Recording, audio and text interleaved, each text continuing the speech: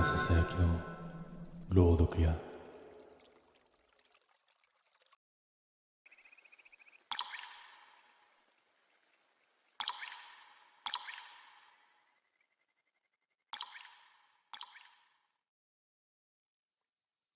あの日山で聞いた返事が俺の声ではなかった。それを思い出すだけで今でも耳の奥がうずく。山あいの集落にある古い林道を歩いていたのは8月の終わりだった。昼でも薄暗くて細長い影が足元に縫い付いてくるような深い谷合いの道。この地域には昔から山で声を出してはいけないという風習があると聞いていたが、その時の俺は全く気にしていなかった。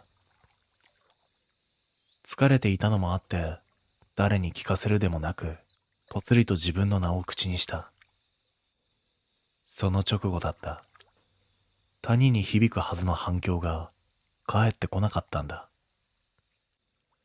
代わりに遅れて届いたのは、俺よりも低く、湿った声で発声された同じ名前だった。一瞬風かと思った。けれどその声は風の揺らぎではなく、はっきりと俺に向けて呼んだ声だった。姿は見えない。音だけが山の奥からじわりと滲むみたいに届いてくる。胸の奥に冷たい感覚が宿って呼吸が浅くなった。その時、ふと祖母の言葉がよみがえる。山は呼ぶ時だけ返す。帰ってきた声が自分ではなかったら、もう振り向くな。それは、辺境様に名を渡すことになるから。それは、この地域にだけ残る古い風習だと聞いていた。辺境音を神でも霊でもない山の主として扱う考え方。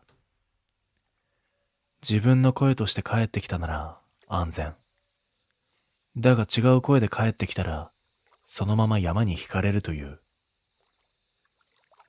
思い出した瞬間、背中がバキッとこわばった。ゆっくり前を向き直り、歩き出そうとしたとき、谷の奥からまた俺の名を呼ぶ声がした。先ほどより近く、湿り気を帯び、喉を引きずるような声で。その声は確かに俺の名を呼んでいた。けれどその呼び方が人間のものではなかった。あれは辺境じゃない。辺境様そのものだ。ここから逃げなければ、と思った次の瞬間、谷の向こうでもう一度その声がゆっくりと俺の名前を呼んだ。あの声を聞いた瞬間、俺は逃げるように山道を下った。足元の砂利が跳ね、息が乱れ、それでも振り返る勇気だけはどうしても持てなかった。だが走りながらも耳は勝手にあの山の奥を拾ってしまう。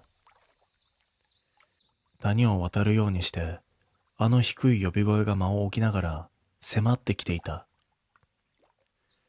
辺境とは違う。反射音ならもっと早く帰るはずなのに、妙に遅く湿った間で近づいてくる。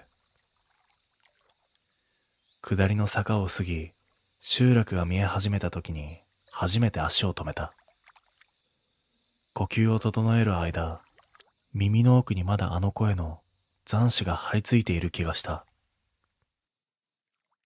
村の入り口にある古い休憩所で水を飲みながら座っていると、老人がこちらを見て眉を潜めた。その視線は俺の顔ではなく耳のあたりをじっと探るようだった。声、帰ってきたんだべ。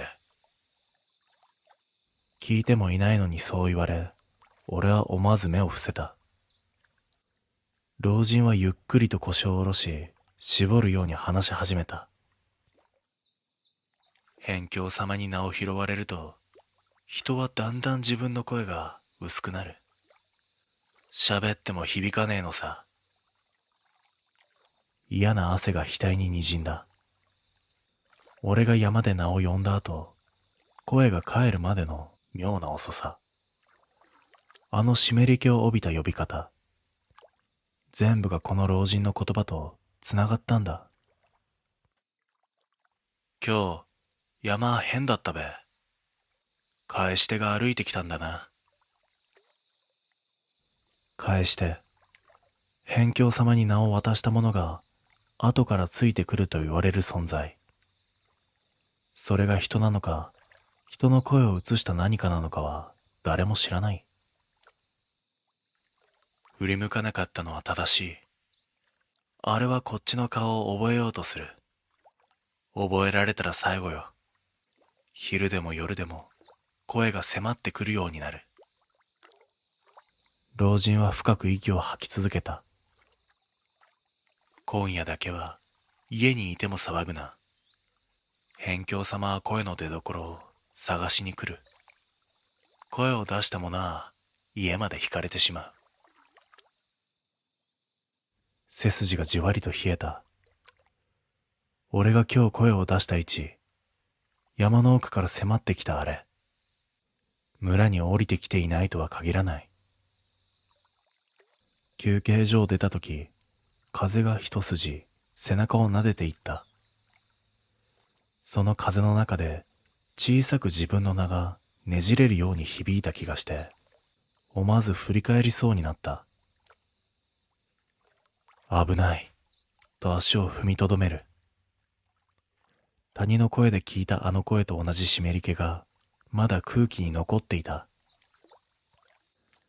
その夜老人に言われた通り、俺は家の明かりを落として音を立てないように過ごした。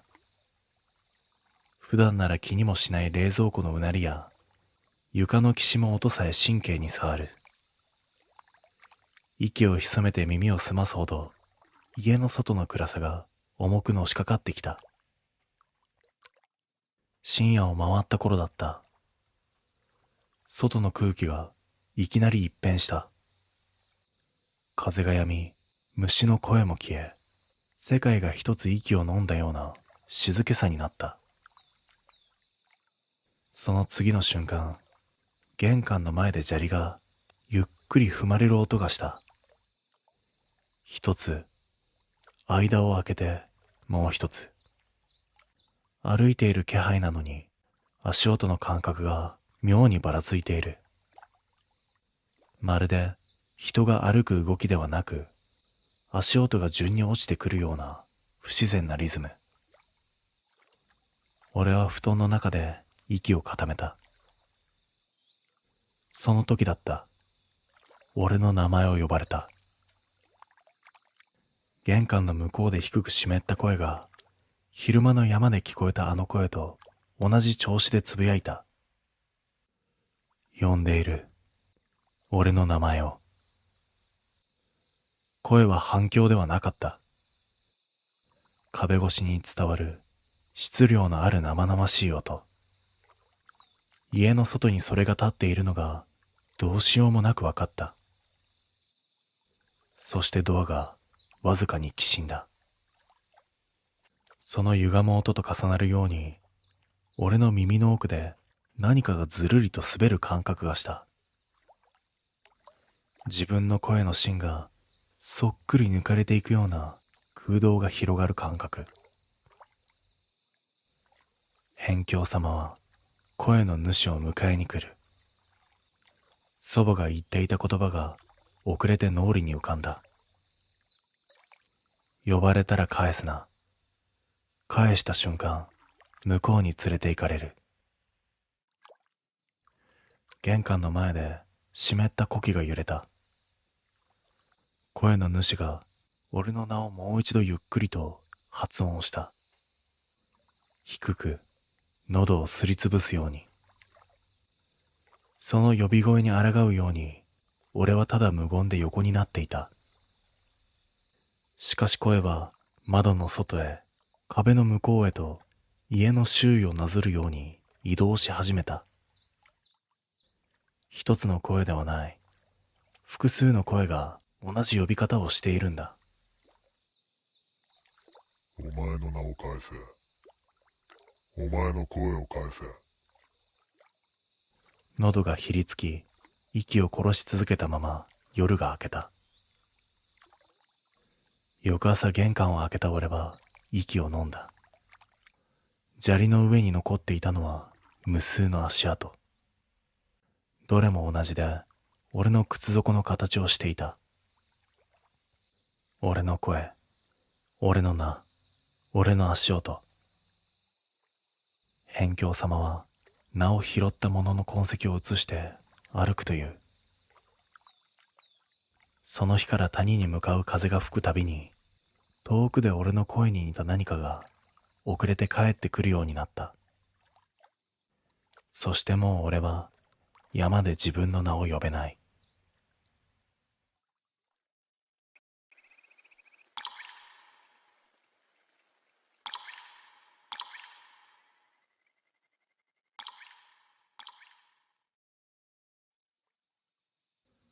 あれは今思い返しても山に踏み入る前から決まっていたみたいな嫌な予感があった。友人と二人で地元で有名な渓谷の散策コースを歩いた日のことだ。観光地ってほど整備されていなくて、山道というよりただ獣が通った後を人がなぞっただけみたいな細い道。夕方になると霧が降りてくる場所で、地元の人が日が傾いたら絶対に奥まで入るなと念押ししてきたのを覚えている。理由を聞くと言いづらそうに口を濁して、影だけのやつが通る、そんな言葉をぼそっと残したんだ。俺も友人も笑って流した。そんなのただの昔話だと思ったんだ。でも思い返せばあの時点で山の空気は変に湿っていて、周囲の音が妙に吸い込まれるみたいに弱かったんだ。鳥の鳴き声も川の音も、いつもなら聞こえるはずの自然の音がどこか遠かった。耳の奥に残ったのは自分たちの靴が土を踏む音だけだった。進むほどに霧は濃くなり、木々の輪郭がゆっくり消えていく。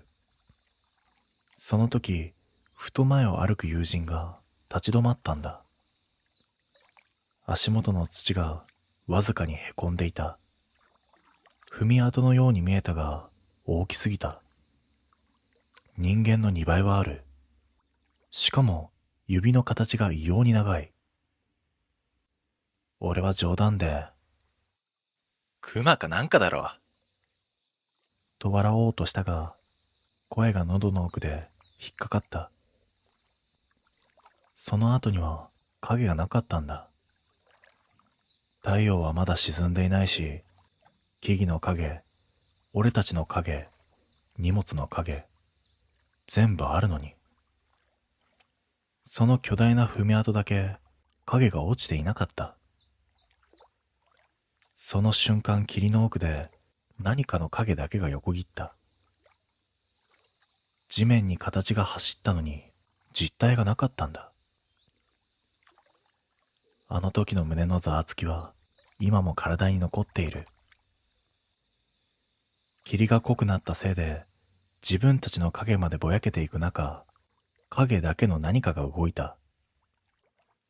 あの瞬間から山の空気がひっくり返ったように静まり返った。友人が小さく息を飲んだ。俺も喉の奥が渇いて飲み込み方すら忘れていた。あれが気のせいに思えないほどはっきりと地面を滑るように形が動いたからだ。俺たちはしばらく動けずにいると、不意に背後の木々がざわついた。誰かが木の皮をなぞったような低く湿った音。風ではなかった。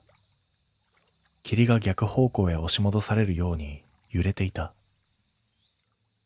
嫌な予感がしてゆっくり振り返る。そこには何もなかったはずだった。目を凝らすと霧の奥に影だけが立っていた。輪郭は人の形をしているようで明らかに違う。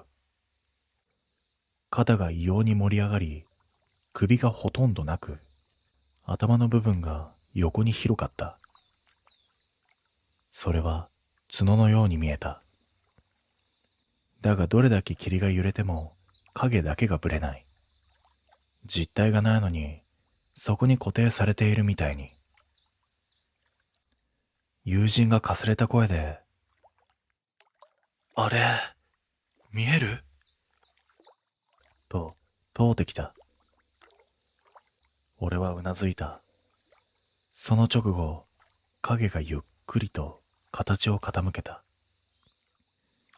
まるでこっちを覗き込むように角度を変え、動いた影の輪郭に合わせて足元の土がかすかに沈んだ。重さだけがある。実体はないのに地面が答える。そんな不気味な現象を理解した瞬間、背筋が冷えた。影は一歩こちらへ向かってきた。その動きに合わせて木々があっされる音が生まれた。音だけは大きな何かが通っている高さ。目に映るのは影だけなのに空間だけが歪んでいた。友人が消え入りそうな声でこう言った。戻ろうぜ。俺もうなずいた。ただ歩き出すと影の足音だけが少し遅れて追うように響き始めた。一定の距離を保ちながら絶対に離れない重たい歩幅。その時、山のどこまでが安全でどこからがそいつの領域なのか全くわからなかった。山道を引き返すたびに背後からついてくる足音だけの重さが土の振動として伝わってきた。影は霧に溶けるように姿を変え、形が一定ではない。人の肩幅より広い瞬間もあれば、四つん這いになった獣のようにも見えた。ただ一つだけ変わらないのは、必ず俺たちの真後ろで止まること。一歩下がれば、一歩分だけ間を詰める。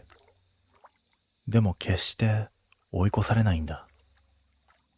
息継ぎをすれば同じリズムで影が揺れる。まるで呼吸まで真似されているみたいで胸の奥がざわついた。友人はもう声を出せない。俺も何を言えばいいのかわからなくなっていた。ただあの影の気配が濃くなるたび、山道の湿度が増していくように感じた。足元の落ち葉が濡れていき、踏むたびにぬめる。最初に通った時は乾いていたはずの土が、いつの間にか重く沈む泥に変わっていた。その変化に気づいた瞬間、後ろの足音が止まった。山全体がしんと固まり、霧が凍るように動かなくなる。嫌な静けさだった。耳の奥で自分の心臓だけがやたらと大きく響く。俺はゆっくり振り返る。そこにあったのは影の形のままぬめった地面に沈み込む何かだった。輪郭が地面に染みていく。黒いシミのように広がり、ゆっくりと盛り上がる。盛り上がった影は紛れもなく顔らしい位置を持った。正面を向いた形になった瞬間、霧の奥で低い音が鳴った。獣のうなり声ではない。風でもない。何かが喉の奥で石を転がすような湿った重たい音。それが山全体から響いてきたんだ。友人の足がすくんで動かない。もちろん俺も同じだった。ただ影が完全にこちらを向いたと分かった瞬間、体の芯が冷たく固まった。影が一歩だけ前へ出た。その動きに合わせて土が沈み、同時に背後の木々が左右へ揺れた。まるで巨大な何かが体をひねって森を押し分けているように見えた。逃げるべきだと頭では分かっていた。でも足は地面に縫い付けられたように動かないんだ。そのまま影は静かに2歩目を踏み出した。そして俺たちの真横に来た瞬間、霧の中ではっきりと角の形が浮かんだ。霧の中で浮かんだ角の形は影の輪郭なのに異様にくっきりしていた。まるで霧の方が避けて形だけを際立たせているようだった。角は左右に張り出し、太く短い。その根元の影がゆっくり脈打つように揺れていたんだ。実体はないはずなのに、角の付け根だけは重さを持っているように見えた。俺と友人は声を出すことすらできず、ただその影の動きを見ていた。影は俺たちの横を通り過ぎると、こちらに顔を向けるような角度になったんだ。その瞬間、霧がざわりと逆流した。見えたのは目ではなかった。人の顔の位置にあるべき部分に黒い穴だけがぽっかりと開いていたんだ。奥まで続く闇の穴。そこに風が吸い込まれていくように周囲の霧がゆっくりと流れ込んでいく。俺は理解した。あれは目ではなく吸い込むための穴だ。影の穴が霧を飲み込むたび、周囲の色が薄くなっていく。木々の葉の緑も土の茶色も全部透けるように弱くなり、代わりに影だけが濃く深まっていく。まるで山の景色そのものがあの影に吸われている。友人が喉の奥で小さな声を漏らした。というか、声にならなかった。息が吸えず、口だけが震えていた。影は完全に俺たちの前へ回り込み、参道を塞ぐ位置で止まった。その場に立つだけで世界の輪郭が歪む。音が消え、空気の密度が変わり、自分の心臓の音すら外側から聞こえるような錯覚が生まれてきた。影の穴がゆっくり俺の胸の高さまで動いた。俺は座れる、そう直感した。逃げたくても足は深い泥に沈んでいる。思い返すと影が近づくにつれて地面が柔らかく溶けていった。逃がさないために山が形を変えているようだった。影がさらに近づく。穴の奥は底が見えない暗さで、覗き込んだら最後。そのまま座れて消える未来が頭ではなく体で理解できた。俺は必死に息を絞り出して友人の腕を掴んだ。その瞬間、影の角がわずかに動き、反応したように見えた。まるでこちらの震えを味わうように穴がひらりと揺れた。次の瞬間、山がうなり、霧が暴れ、影がゆっくりと襲う姿勢へ変わっていった。影が襲う姿勢に変わった瞬間、霧が裂けるような音が山に広がった。空気が急に薄くなり、胸の奥が押しつぶされるように苦しくなる。影はゆっくりと前へ重心を傾け、角の部分だけが不自然に浮いた。穴は胸の高さに開いたまま、こちらをじっと向いていた。座れる。そう確信した。俺は反射で後ろに下がった。泥が深く沈み、体がうまく動かない。友人も同じで、膝まで飲まれそうになりながら必死に踏ん張っていた。その時、影の穴がぐっと開いた。霧が一気に流れ込み、葉の色が抜け、木々の輪郭が薄くなる。山が吸い込まれていく音が耳の奥を圧した。穴は俺たちに向いている。次は景色ではなく、俺たちそのものを吸う番だ。その足音だけが、まるで巨大な岩が落ちたような重さで地面を震わせる。実体が見えないのに、重さだけが世界を押しつぶしていた。俺は息が止まり、体が固まった。その時だった。山の斜面が突然崩れたんだ。乾いた音とともに大量の土が滑り落ち、影と俺たちの間に入り込むように流れてきた。泥と石が影にぶつかり、霧が散る。その瞬間だけ足を引き抜けた。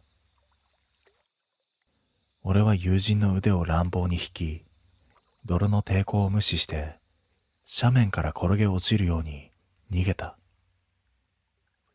枝が顔に当たり、岩に肩を打ちつけ、それでも止まらなかった。背後で影の重さが地面を踏む音がした。近い。追われている。だがある地点を越えた瞬間、足音がピタリと止んだんだ。霧が薄くなり、空気が軽くなる。鳥の声すら戻ってきた。振り返ると霧の壁の向こうで角の影だけが揺れていた。こちらへと出ようとはしていなかった。まるで境界線を越えられないようなはっきりとした線がそこにあった。影は境界から半歩だけ前へ出て、そこで止まった。そしてゆっくりと穴だけがこちらを向いて霧の中へ沈むように消えた。山は何事もなかったかのように静かになった。俺たちは無言で麓まで降りた。誰も振り返らなかった。帰り道、地元の老人に会ったとき、霧の奥に入ったか、とだけ言われた。老人は続けた。あそこには踏み入ってはいけない影がいるんだ。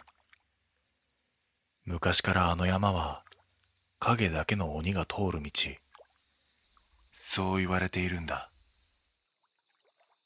その夜宿で靴を脱いだとき、靴の底に泥とは違う黒い跡がついていた。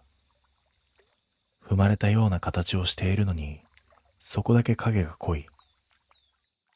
俺はゾッとして靴を外に置いた。そして翌朝見たとき、靴が一つ影みたいに平らに潰れていたんだ。まるで夜の間に誰かが踏みしめたみたいに。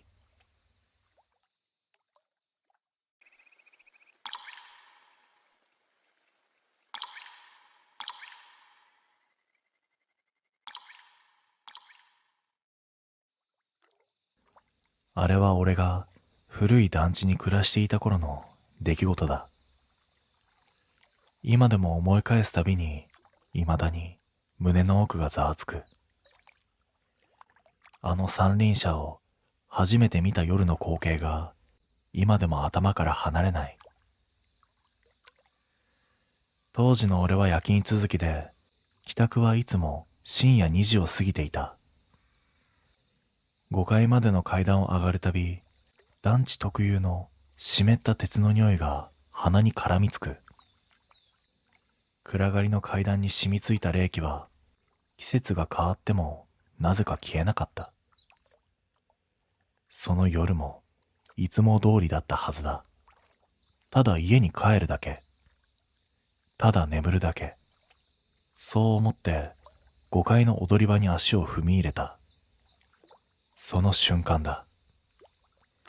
外の廊下の端に赤い何かが浮かび上がるように見えた。街灯の白い光がそこだけ妙に滞り、影がぼやけて広がっていた。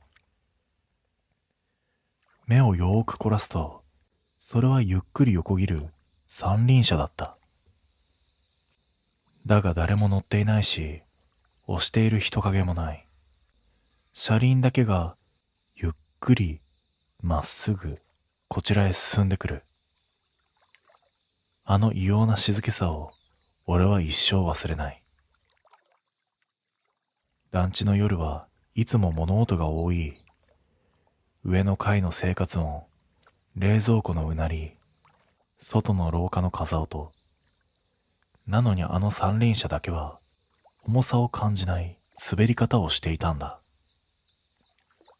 最初は疲れてるんだろうと自分に言い聞かせた。深夜の廊下は光の反射もおかしくなる。影が歪むことだってある。そうやって無理に納得させた。でも部屋の鍵を閉めた後、どうしても気配が気になった。まるで俺の足跡を追ってきたような重さのない気配。ベランダの隙間から外の廊下が少し見える構造だったから、そっとカーテンを開けた。そこに三輪車があった。俺の部屋の前でまるで待つように止まっていたんだ。あの時の心臓を指で掴まれたような感覚をまだ覚えている。誰かの仕業？いたずら？そんな考えを片っ端から浮かべたが、深夜2時にこんな場所へ三輪車を置く理由がない。見つめているとタイヤが一つだけカタッと逆向きに動いた。ほんの数センチ。だがその動きは意志のようだった。怖さよりも現実感が崩れる感じの方が強かった。理解できないものを前にしたとき、人は声すら出なくなってしまう。俺はゆっくりカーテンを閉めた。次の朝、出勤のために玄関を開けたとき、三輪車は跡形もなく消えていた。ただ床に残ったタイヤの跡だけが部屋の前で急停止していた。あれを見た瞬間、見間違いという言い訳は崩れてしまった。あの夜は確かに何かが廊下を横切っていたんだ。翌日の仕事中もあの三輪車の光景が頭から離れなかった。けれどあまり人に話せる内容ではない。疲れて見間違えたんじゃないの？そう返されるのが分かっていた。だからその夜も結局いつも通りの時間に帰宅をした。団地へ近づくほど胸の奥でざわつきが広がる。自分の住んでいる建物をこんな風に怖いと思ったのは初めてだった。5階の階段を上がるとき、金属の手すりが指先に冷たく張り付いた。湿り気を帯びた空気が肌にまとわりつく。普段なら気にも留めない団地の夜の匂いが、その時だけは異様に濃かった。踊り場に出ると外の廊下は相変わらず暗い。ただ昨夜と違ったのは、端の方にわずかに赤が残っているように見えたことだ。またあるのか。そう思った瞬間、心臓が勝手に脈打ち始めた。ゆっくり近づいて、恐る恐る足を運び、廊下の曲がり角を覗き込む。だがそこには三輪車はなかった。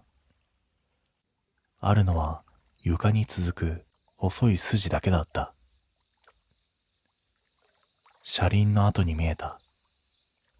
昨夜、俺の部屋の前で止まっていた跡とは違い、今度の筋はそこから左右に分かれて伸びている。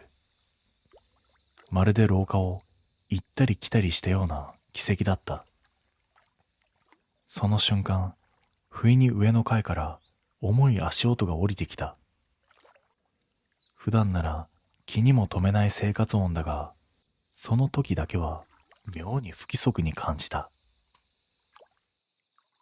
感覚がバラバラで、歩いているというより、誰かがはしゃぐように跳ねているように思えた。足の音が俺の立つ踊り場の真上でピタリと止まる。天井が薄い団地だから、すぐ上にいる人物の気配がすぐにわかる。普通ならすぐに部屋へと入っていくはずだ。なのにその足跡は天井の一点から微動だにしないんだ。まるで俺の真上で覗いているみたいに感じた。俺は耐えられなくなって部屋へ急いで戻った。扉を閉めた瞬間、背中に冷たい汗が流れ落ちた。数分後、小さく外の廊下を転がるコロッという音がした。聞こえたのは一度だけ。だけどその一度が致命的だった。あの三輪車の静かな滑り方を思い出してしまった。耳のそばで囁かれたような転がる音は、どう考えても風ではなかった。誰かが押した音でもない。動いた音だ。俺はベランダへ近づく勇気は出なかった。昨日と同じように、そこにまた止まっている気がしたから。ただ静まり返った部屋の中で確かに感じた。あれは俺を探している。そんな気配だった。あの転がる音を聞いた翌日、俺は団地を出るか本気で迷っていた。けれど、引っ越すにも金がいる。そんなのは現実的ではなかった。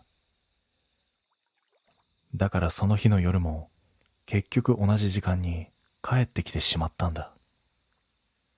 正直、帰り道からずっと気配を感じていた。団地の建物が視界に入るたび、胸がじわじわと締め付けられる。また来てるんじゃないか。そんな予感だけがやけに鮮明だった。5階の階段を上りきったとき、外の廊下の端が少しだけ明るかった。白い街灯に照らされているだけ。そう思いたかったが、そこには昨日と同じ赤い影があった。三輪車だ。ただし今度は誰かが乗っている形に見えた。影が一つ増えていたんだ。細い腕、乾いた髪の束。前のめりに座って体が揺れていた。息が止まるってこういうことなんだとその時初めて知った。乗っていた影はこちらに背を向けたままゆっくり揺れている。漕ぐ音はしない。車輪の摩擦音もない。ただ揺れている。だがその揺れがだんだん大きくなる。キーキーと存在しないはずのきしむ音が廊下全体に広がっていく。思わず一歩後ずさった瞬間、影がピタリと揺れを止めた。その刹那、三輪車がこちらへ向きを変えた。影ごと滑ってきたんだ。乗っているのは子供の形をしている。だが形だけだ。顔が闇に吸い込まれたみたいに黒く落ちていて、輪郭だけが浮いている。ゆっくりゆっくりと外の廊下の真ん中をまっすぐに。その速度が生きているものとは思えないほど均一だった。まるでレールの上でも走っているかのように。俺の足は動かなかった。逃げるという判断が頭から抜け落ちていたんだ。三輪車は俺のすぐ手前で止まった。ほんの一歩先、伸ばせば届く距離。影の頭がゆっくりこちらへ向く。暗闇に沈んだはずのその顔の奥で、一つだけ光るものが揺れた。濡れたような黒い瞳。その目が俺を見た瞬間、耳の奥で小さく回転音がした。もっと近い、もっと低い。俺の背後だ。俺は振り向いた。自分の玄関の前にも同じ三輪車が置かれていたんだ。いつの間に、そんなはずはない。乗っている影だけが違った。こちらの影は完全に俺の方へと顔を向けていた。輪郭の奥で薄く開いた口が形を変えた。笑っていた。その瞬間、足が勝手に動いた。廊下を逆方向へ走り、階段を転げ落ちる勢いで下まで降りた。息が切れるほど遠くへ逃げても、背中にあの揺れの気配がまとわりついていた。後日部屋に戻った時、玄関の前にはもう何もなかった。ただ床にタイヤの跡だけが残っていた。2台分、向かい合わせで止まったままの形で。あの日以来、三輪車の音は聞いていない。でも団地の外の廊下を思い出すたび、背中がまだあの視線で凍ってしまう。あれはただの三輪車ではなかった。きっとあの団地に元からいる何かだった。逃げた俺を今でも探している気がする。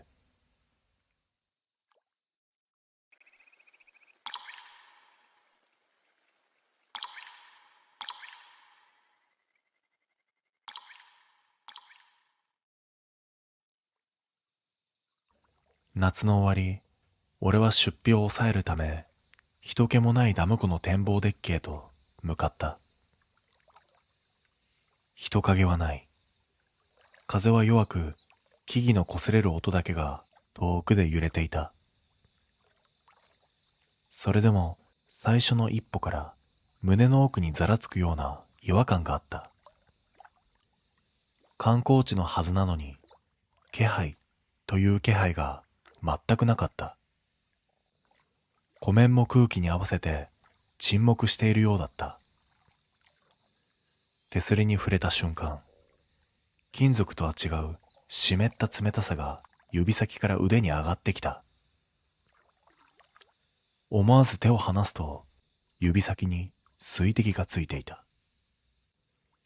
雨は降っていない。周囲に濡れている場所もない。なのにそこだけ温度が違ったんだ。湖面がわずかに揺れた。風ではない。魚でもない。水が内側から持ち上がるように膨らみ、黒い模様のような目がこちらを向いて静止した。ほんの数秒、その模様は輪郭だけを残して溶けるように消えた。俺は気になって身を乗り出した。対岸の山の影とは違う。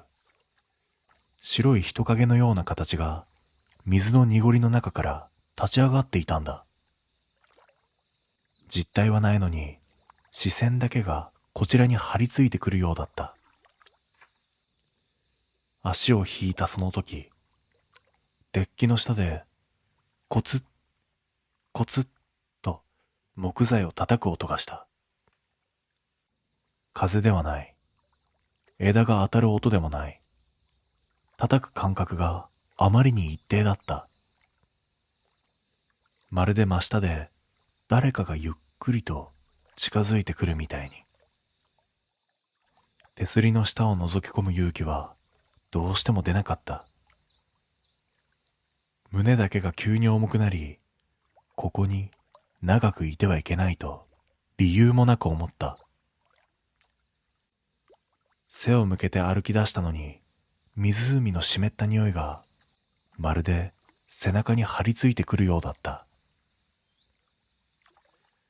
逃げたはずなのに、足音の一つ一つが水面に吸い込まれるように軽くなっていく。不安だけが静かに膨らんでいった。展望デッキを離れ、湖沿いの遊歩道へ足を移した。人のいない湖畔は昼なのに光が沈んで見えるほど静かだった。歩いているだけなのに背中のどこかを見られているという感覚が抜けない。振り返ろうとするたびに胸の奥が鈍く震えた。足を進めると湖の端には古い階段があった。立ち入り禁止のロープは何年も前からそのままのように色あせていた。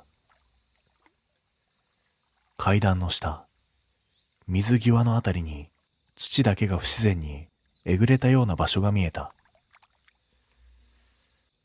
まるでそこに何かが置かれていた形だけが残っているようだった。その輪郭を視界に入れた瞬間、肌がひりつくような気配が背後に立った。ゆっくりと振り返る。湖面、その中央にさっきとは違う白い影が立っていたんだ。輪郭は揺らぎ、頭だけが沈んでいるように見えた。肩から下は薄い霧みたいに水へ溶けているのに、首だけが水面から突き出している形だった。それがこちらへ向く。湖の中央にいるはずなのに、距離が急に縮んだ錯覚に襲われたんだ。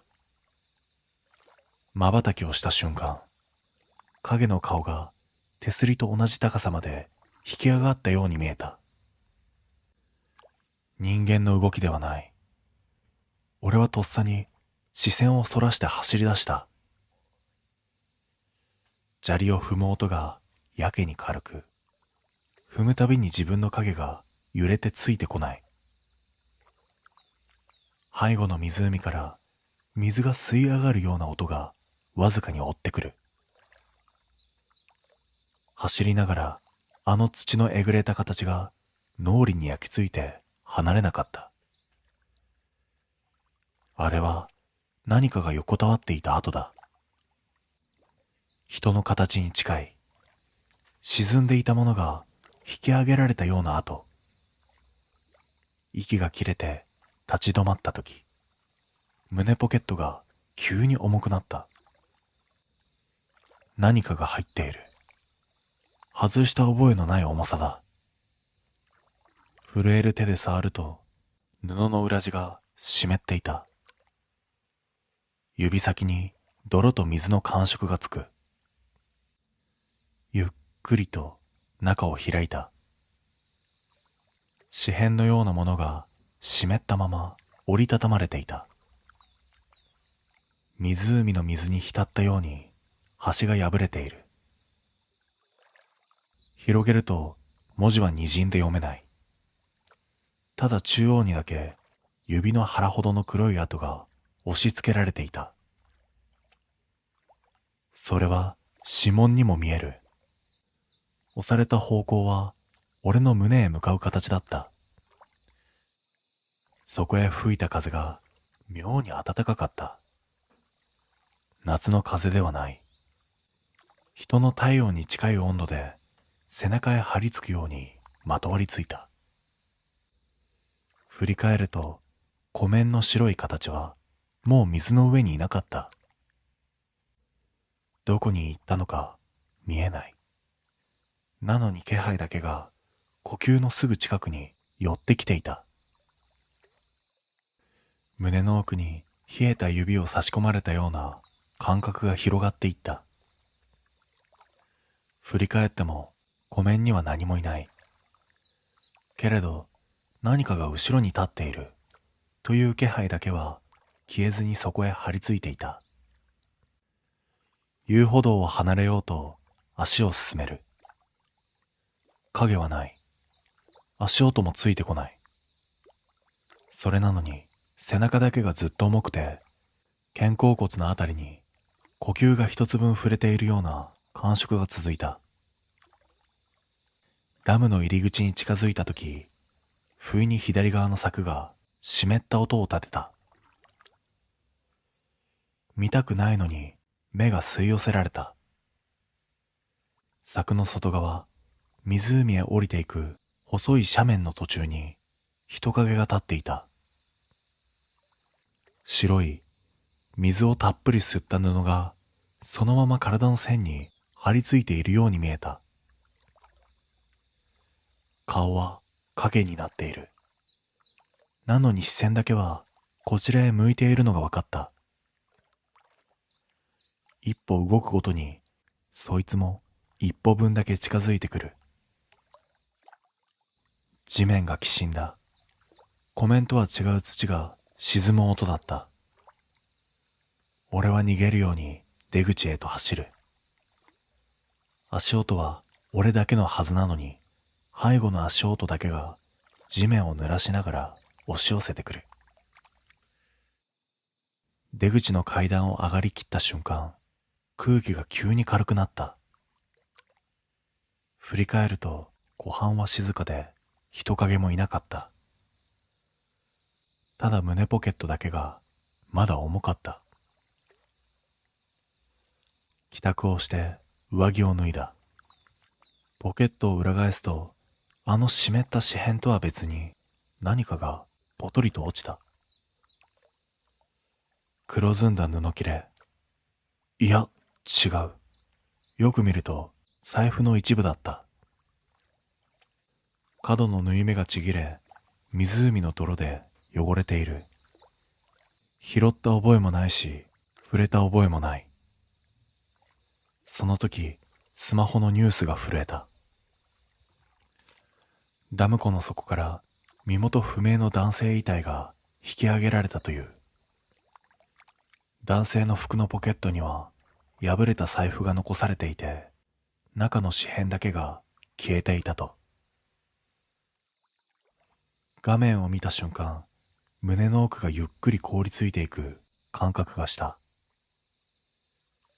紙片、黒い跡、水に沈んでいた形。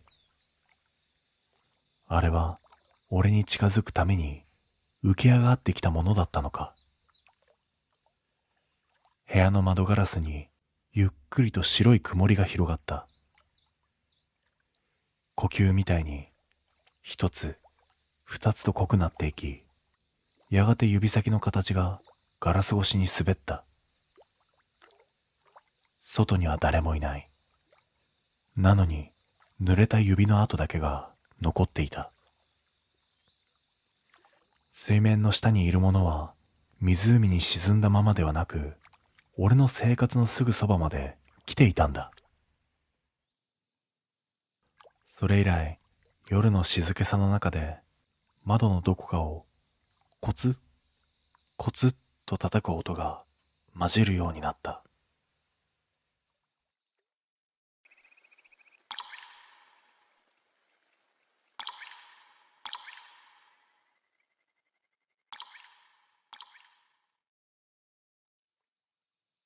これは海の上で暮らしていた頃のことだ。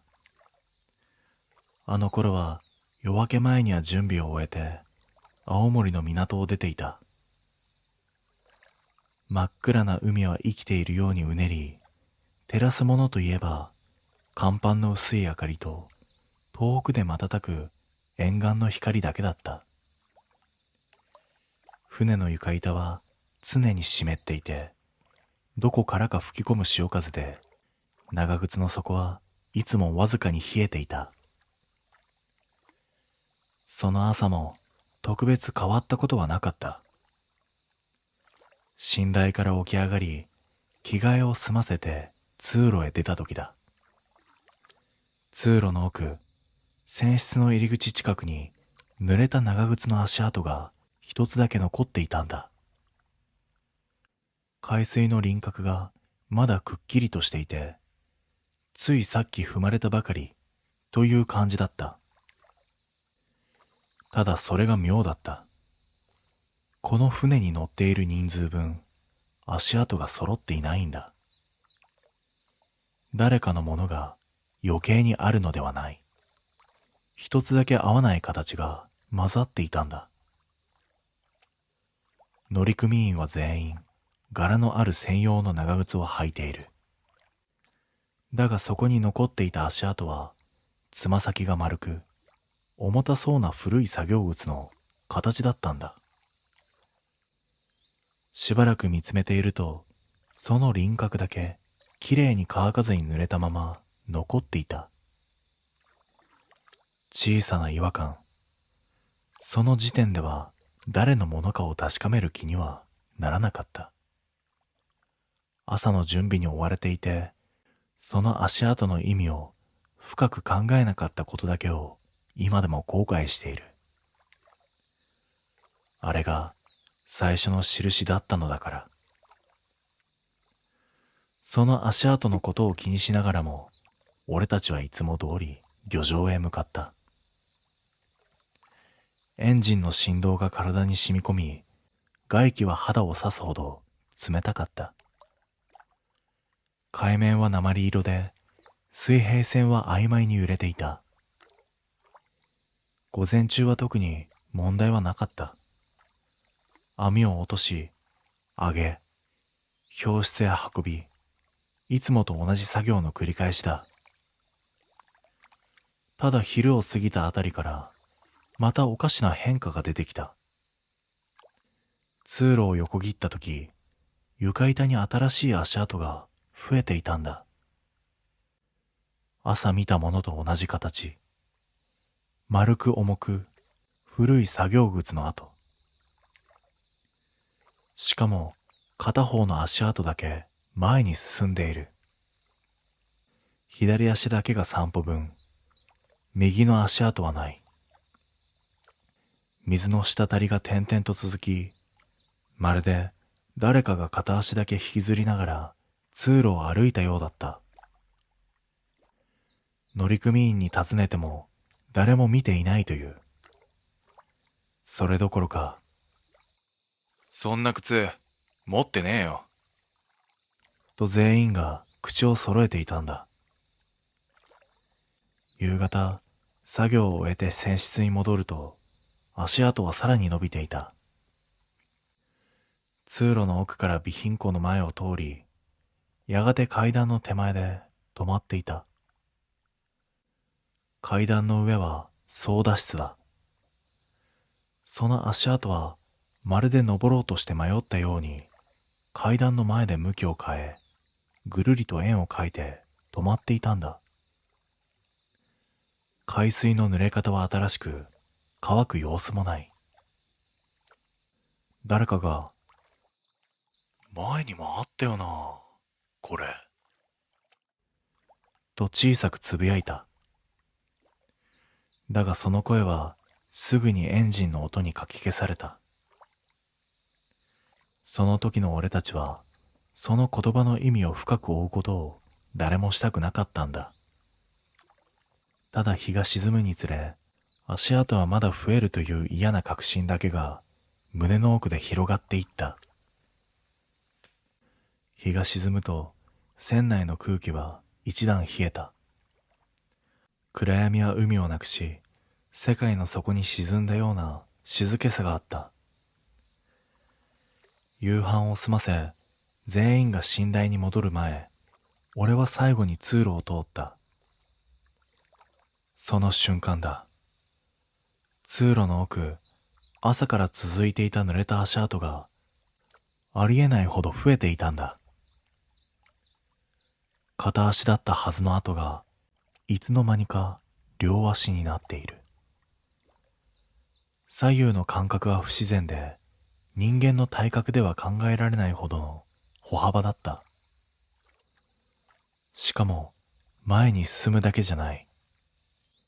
戻り、立ち止まり、向きを変え、通路いっぱいに乱れ進んでいた。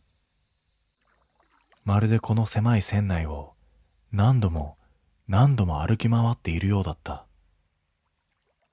そしてその足跡は階段を上り、操舵室へと続いていた。俺は嫌な予感がして階段の下で立ち止まった。その時だった。階段の上からぬちゃぬちゃと濡れた長靴の底が床を踏む音が落ちてきた。実際に誰かが歩いている音。そのテンポは重く一定で、水に沈んだ体を引きずるような鈍い足音だった。息を潜めて見上げると、操舵室の隙間から濡れた何かが滴り落ちていた。暗闇でもわかる。それは長靴の先だった。階段の一段目に黒い足先がゆっくり降りてくる。誰もそこにいるはずがない。乗組員は全員下の船室にいる。だが足音は続く。ぬちゃ、ぬちゃ、ぬちゃと階段の中ほどまで降り切ったとき、その足は不意に止まった。次の瞬間、通路に残っていた足跡が一斉に濡れ直した。まだ乾いていない生の海水が床板の継ぎ目からじわりと広がったんだ。その濡れ方はどれも同じ向きだった。俺の方を向いていた。俺は恐怖で一歩も動けなかったが、視線だけは下げた。すると足元、自分の影の横に見知らぬ影の足が二つ、音もなく並んで立っていた。そこから先の記憶は曖昧だった。俺は気づいたとき、朝の光が差し込んでいて、足跡は跡形もなく乾いていた。ただ一つだけ残っていたものがある。操舵室の扉の下。そこに古びた作業靴の片方だけが置かれていた。濡れたまま。まるで昨夜ここまで歩いてきたと言わんばかりに。それ以来乗組員たちの間ではある言い伝えが残った。海に帰れなかった者はまず長靴だけが船に戻ってくる。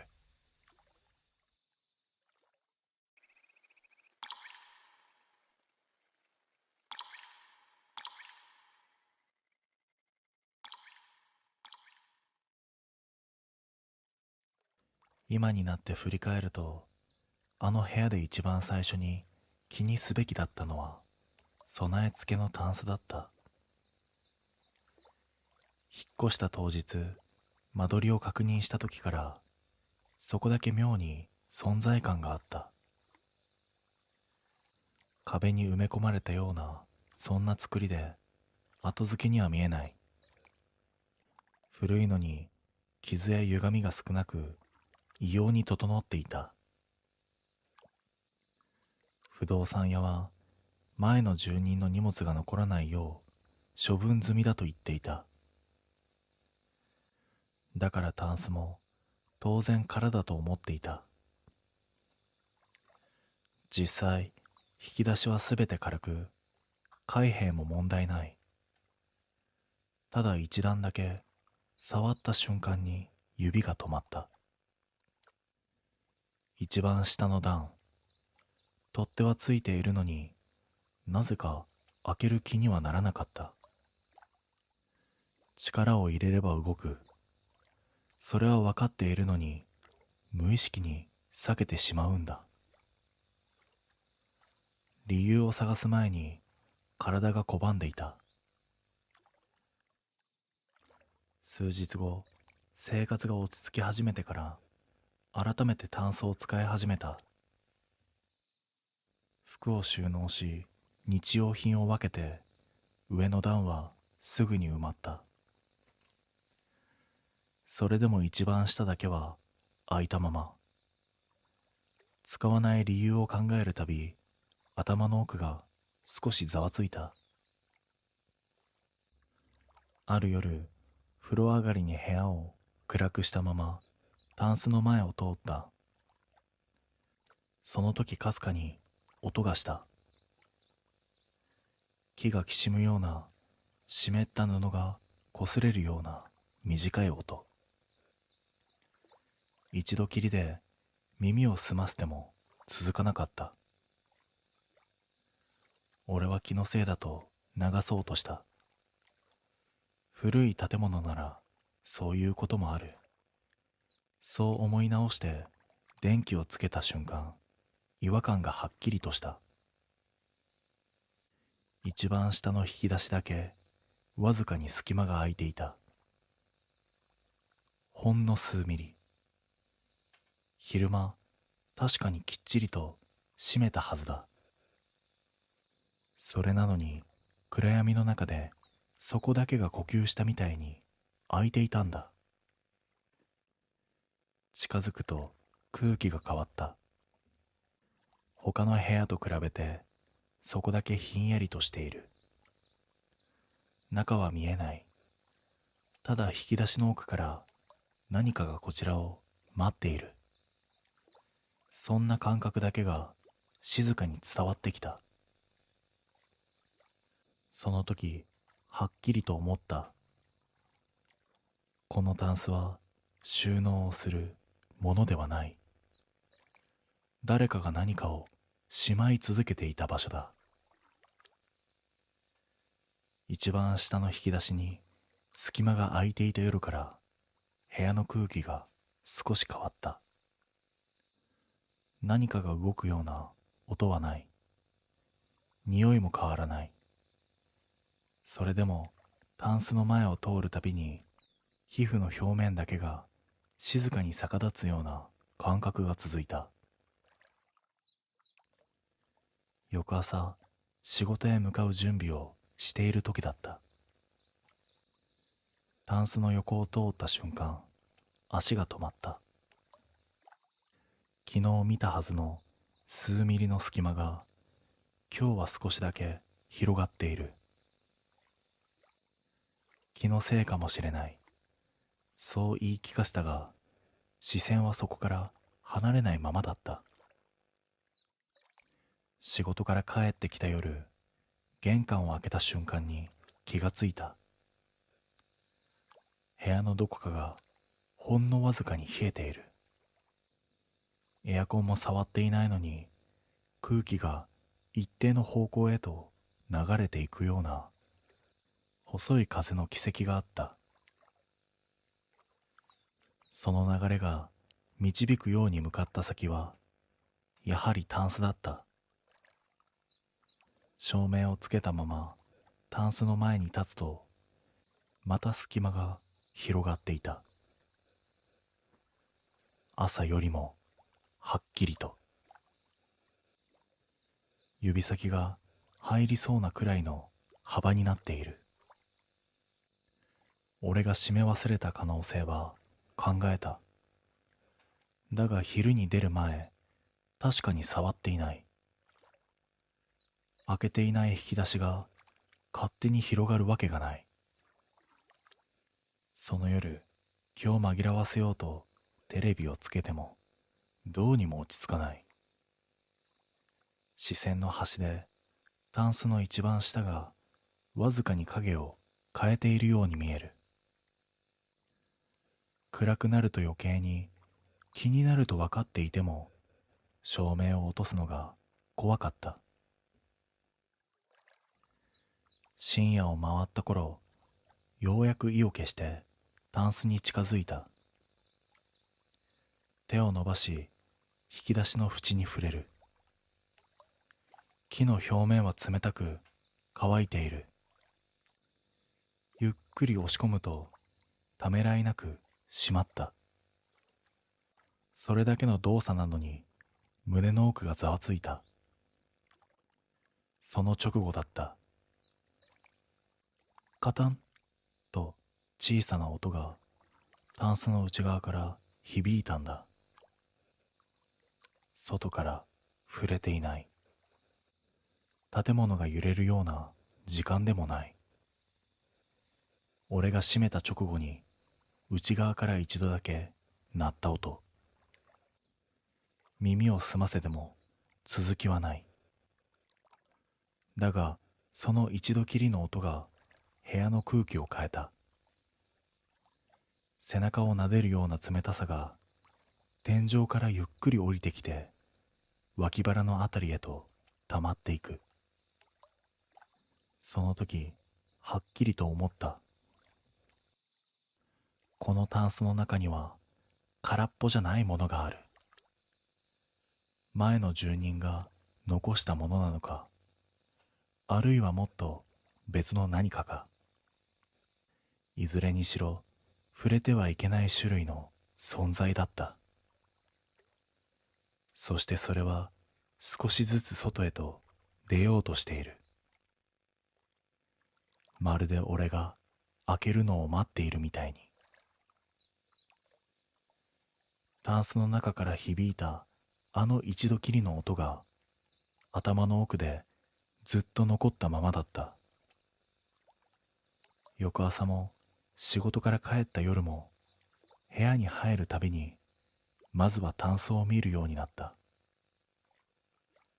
開いているか閉まっているか隙間がないか。意識したくなくても視界の端が勝手にそこへ吸い寄せられる。3日目の夜、決定的な変化が起きた。玄関の鍵を閉め、靴を脱ぎ、ふと顔を上げた瞬間、タンスの一番下が明らかに開いていた。指が2本入るほどの幅。俺が閉めたはずの引き出しが何の理由もなく開いている。呼吸が浅くなる。近づくとタンスの内側から冷たい空気が流れてくる。温度ではなく質そのものが外とは違う。地下の倉庫を思わせるような湿った気配が足元にまとわりつく。それでも見なければならない気がした。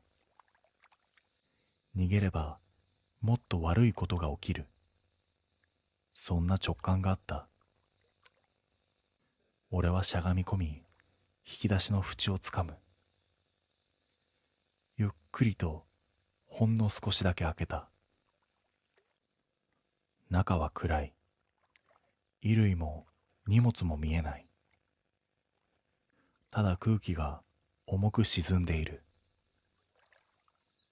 そこで気づいた。暗闇の奥に細い線のような影があった。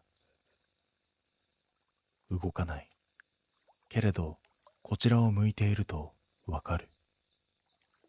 影というより顔より少し低い位置に並んだ何かが奥で固まっているようだった。俺は怖くて一度目を閉じ深く息を吸った。もう一度見た瞬間、その影がほんのわずかに角度を変えた。こちらを覗くように。手が震えた。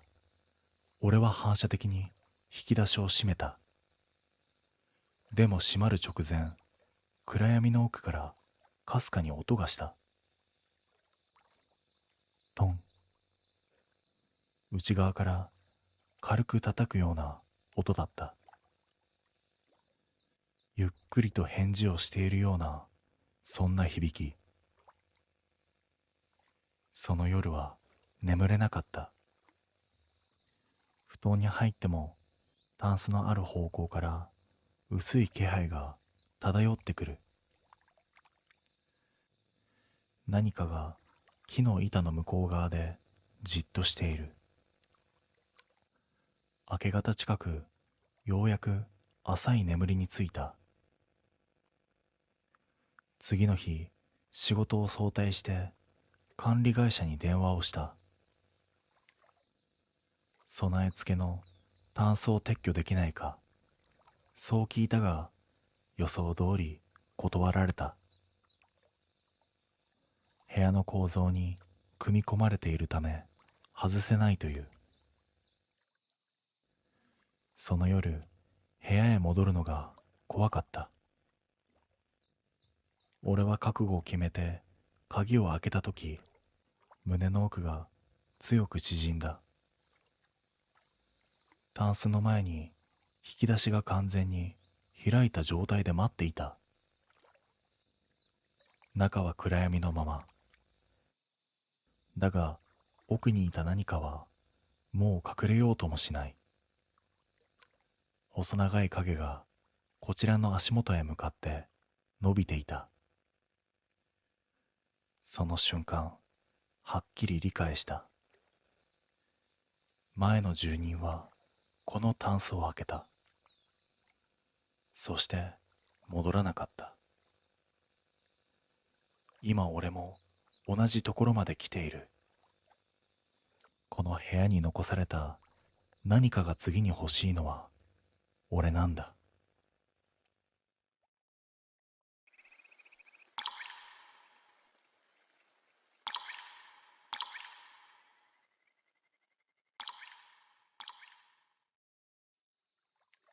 オレオレ詐欺を始めたのは金が必要だってからだ。知り合いに誘われ、深く考えずに掛け役として入った。電話で人の不安を煽ることにも最初は罪悪感があった。だがその感覚は3日も経てば薄れてしまった。大金が入ると何も考えなくなるんだ。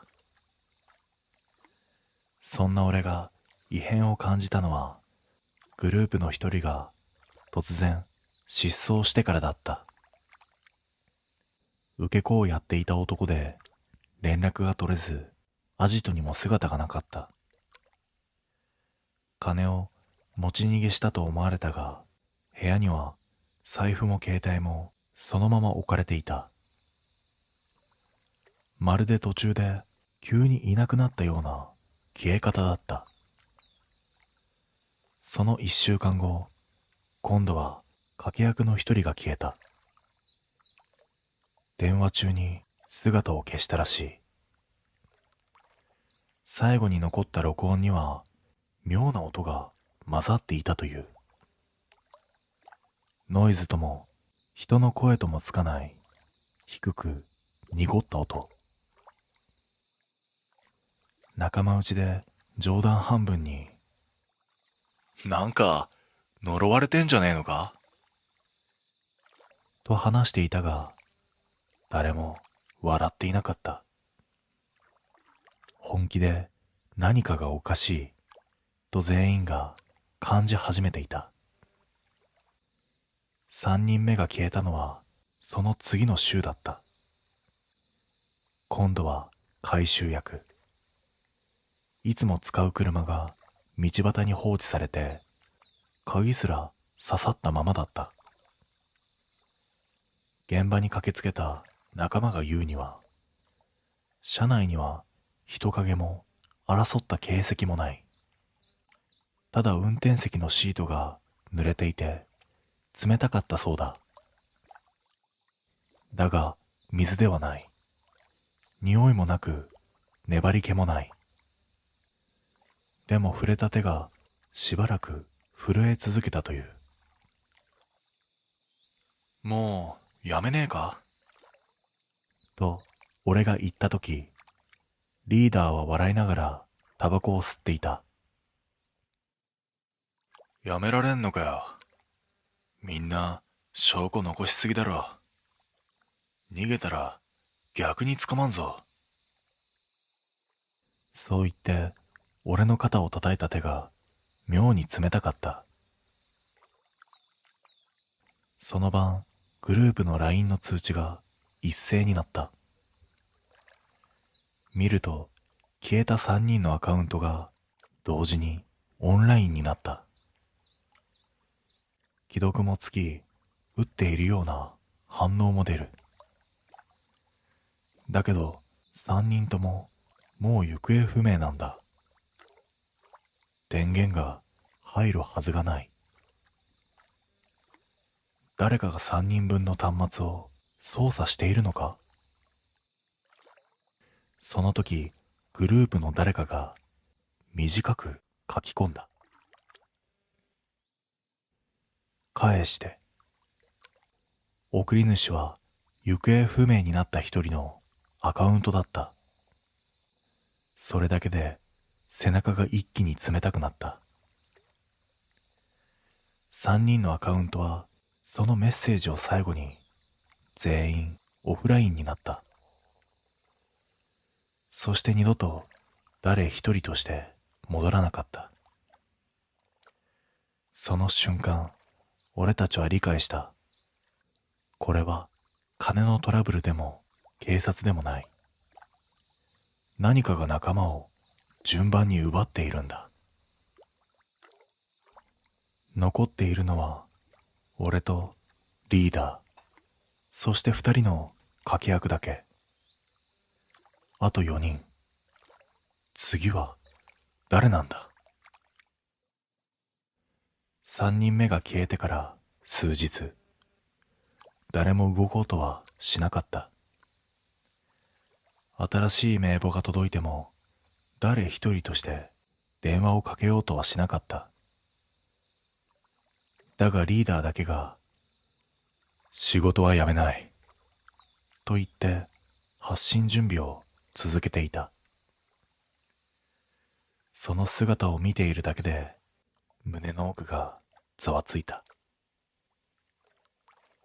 電話をかけている時のリーダーの表情が以前より異様に静かだったんだ。まるで感情が抜け落ちたような空っぽの顔。今日はお前がかけろ。そう命じられた瞬間、反射的に口が乾いた。嫌な予感が喉の奥にトゲみたいに刺さっていた。受話器を取る。名簿の番号を押す指が震えた。呼び出し音が数回鳴り、ようやく相手が出た。かすれた声、老人の女だ。いつもだったらここから息子になりすますパターンに入るが、この日は頭の中が妙にぼんやりしてセリフが浮かんでこなかった。その時、相手の女性が続けた。あなた、誰ですか？当たり前の問いなのに、背中に冷たい感覚が走った。何かがおかしい。俺はまだ名乗っていない。こちらは…と言いかけた瞬間、女性の声が急に硬くなった。どうしてあの子の声で喋れるの？心臓が止まった。俺はまだ息子の名前も何も使っていない。ただのもしもしとこちらとしか言っていない。なのに相手は誰の声かを聞き分けた。そんなのありえない。その人の息子と俺は関係のない赤の他人だ。真似てもいない声をどうして。俺は一瞬で通話を切った。手が汗で濡れ、受話器の黒い樹脂がぬるぬるした感触になっていた。すると俺のスマホが震えた。画面には先ほどかけた番号。折り返しだった。俺が出るか迷っていると、なんと勝手に通話がつながったんだ。だがスピーカーからは老人の声とは違う声が聞こえてきた。低く濁った声。ゆっくりとゆっくりと話す。あと3人。呼吸が止まった。意味も理由も説明はなかった。だがその言葉が指すものは明らかだった。残りの仲間は3人。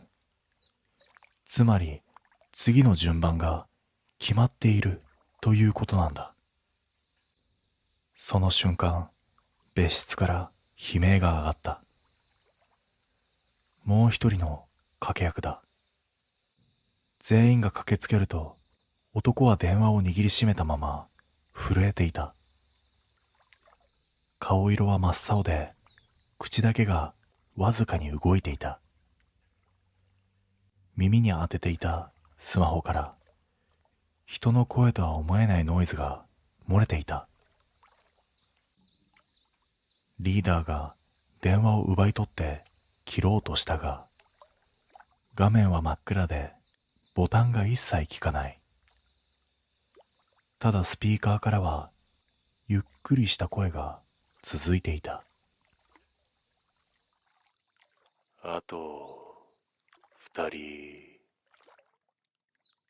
残り2人。つまり次は俺かリーダー。部屋の空気が異様に重くなった。外では風も吹いてはいないのに、カーテンだけがゆっくりと揺れ続けていた。この部屋のどこかで誰かが見ている。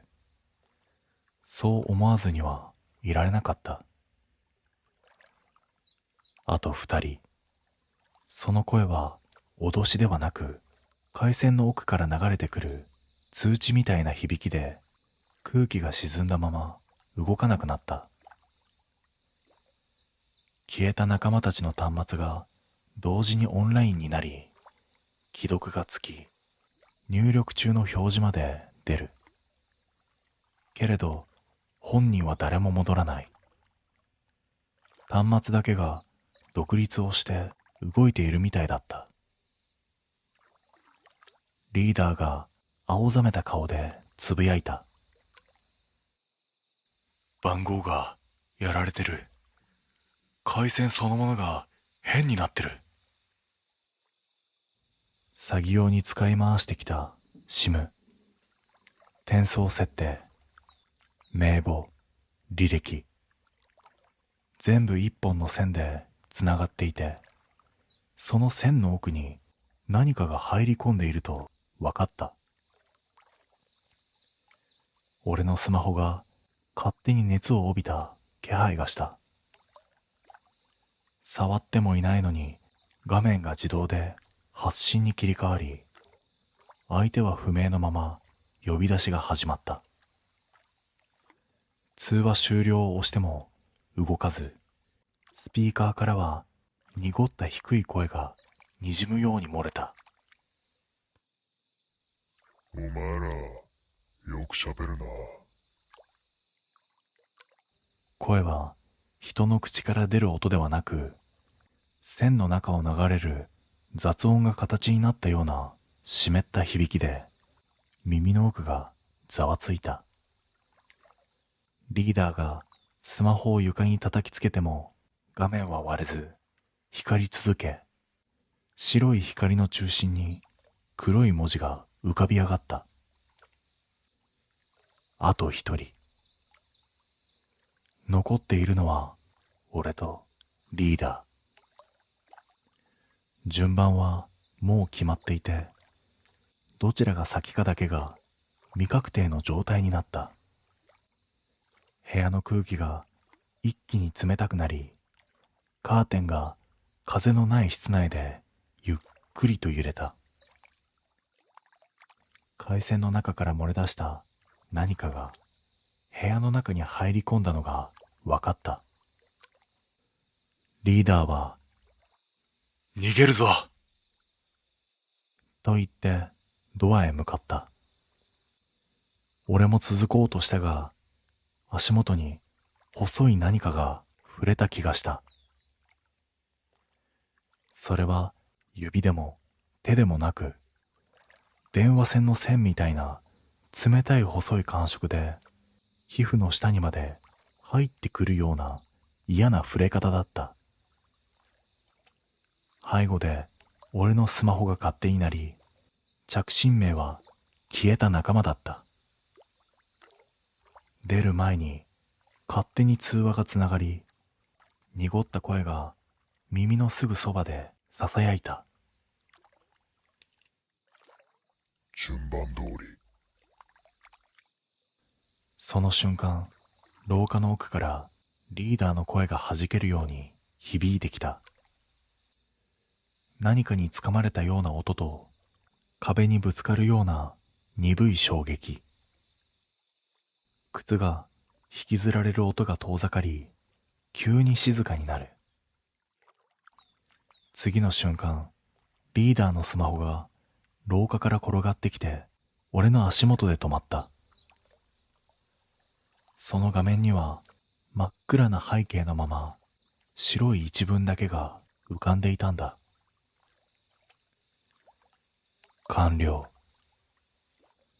周囲の空気がふっと沈み、俺のスマホが小さく震えた。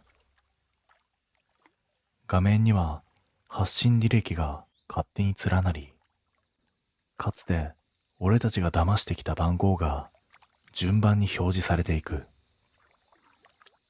だが最後の一件だけが違った。発信元が俺になっていたんだ。通話回線が俺を使っている。線の中に取り付いた霊がつながっている最後の一人を呼び出そうとしている。その時、耳元でどこからともなく呼び出し音が鳴った。スマホを手に持っていないのに空気が直接鳴っているみたいだった。そして濁った声がすぐ後ろで囁いた。最後はお前。俺は振り向けなかった。天井の隅から黒い影がゆっくり落ちてくる気配だけが首筋に張り付いて離れなかった。それは人影ではなく、線が束になって形を作ったような歪んだ輪郭をしているのが分かった。そして俺は悟った。これは恨みでも正義でもない。詐欺に使われ続けた回線に取り付いた霊が線を伝って芋づる式に回収しているだけなんだ。そして最後の線はもう俺の喉元に触れていたんだ。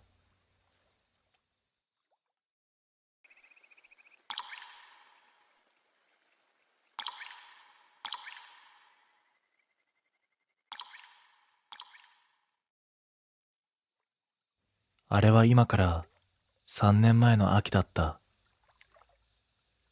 仕事の都合で夜遅くなり、そのまま帰るのが面倒になって、山道沿いの小さな道の駅で車中泊をすることにした。昼間は観光客も来るらしいが、その時間帯には自分の車しかなかった。駐車場は広いのに街灯はまばらで、エンジンを切ると一気に周囲が沈黙する。俺はラジオを消し、エンジンキーを回した瞬間、妙なことに気づいた。静かすぎたんだ。山の中なら虫の音や風の音があるはずなのに、何も聞こえない。無音というより、音が吸い取られているような感覚だった。気味が悪くなり、もう一度エンジンをかけようかと思ったが、疲れの方が勝った。俺はシートを倒し、目を閉じる。だがしばらくして違和感に気づいた。車の外を何かが動いている気配があった。足音は聞こえない。ただ、車体のすぐ横をゆっくりと回っているような気配だけが続いていた。窓の外を見ようとしてやめた。なぜか見てはいけないと直感したからだ。それでも気配は消えなかった。フロントから助手席側、後部、そして運転座席側へ。一周、また一周。おかしいことは一人分ではないことだった。気配が重なる瞬間がある。まるで複数の何かが同じ軌道をなぞっているようだった。俺は耐えきれずスマホを取り出して時刻を見る。午前2時を少し過ぎたところで画面の光が車内を照らした瞬間、外の気配がピタリと止まった。その代わり、今度は車のすぐ後ろに立たれている感じがした。俺は息を潜めたままエンジンキーに手を伸ばした。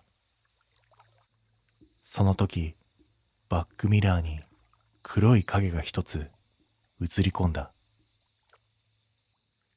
反射的に目を閉じた。次に目を開けた時、朝になっていた。何事もなかったかのように見えたが、車を降りた瞬間、足が止まった。タイヤの周囲に人の足跡が円を描くように残っていたんだ。一方向だけではない。何重にも何人分も。そして不思議なことに、その足跡は車の真後ろだけ一直線に立ち止まっていた。まるでエンジンを切った瞬間を待っていたかのように。足跡を見た瞬間、背中が泡立った。